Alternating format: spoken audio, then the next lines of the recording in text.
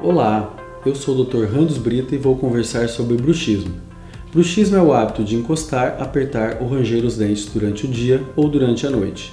Esses hábitos quase sempre estão relacionados a fatores emocionais, como estresse e ansiedade.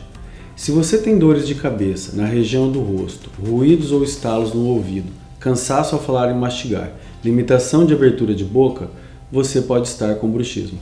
O tratamento é realizado através de melhor encaixe da mordida e placa miorrelaxante.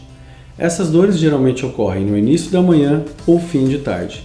Então, se você tem algumas dessas dores ou incômodos ou conhece alguém que tenha, compartilhe esse vídeo. Promova a saúde e bem-estar você também.